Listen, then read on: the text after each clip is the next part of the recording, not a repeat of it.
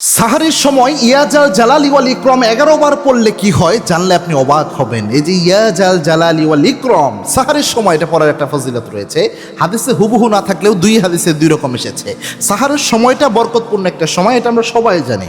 এবং কি আল্লাহর হাবিব সাল্লাল্লাহু আলাইহি ওয়াসাল্লাম জানিয়েছেন, তাসাহহারু ফা ইন্না ফিস সুহুরি বারাকা, ও আমার উম্মতরা তোমরা সাহারি করো, কেননা সাহারির মধ্যে আমার উম্মতের জন্য আল্লাহ রাব্বুল আলামিন বরকত দিয়ে দিয়েছেন। সাহারির মধ্যে রয়েছে বরকত।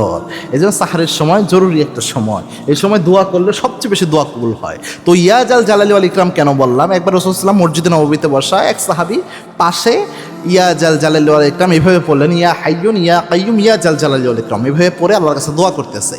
আল্লাহর হাবিব সাল্লাল্লাহু আলাইহি ওয়াসাল্লাম আনাস রাদিয়াল্লাহু আনহুকে বললেন, আনাস তিরমিজির ভাওলা, আনাস এই যে ব্যক্তিটা দোয়া করছে এই ব্যক্তির দোয়া আল্লাহ খালি হাতে ফেরত দেবে না, কেননা এই ব্যক্তি যখন দোয়া করেছে দোয়ার সময় এই ব্যক্তি ইসমে আজম দিয়ে দোয়া করেছে, এমন বাক্য পড়েছে যে বাক্য দিয়ে দোয়া করলে আল্লাহ দোয়া খালি হাতে ফেরত দেয় না।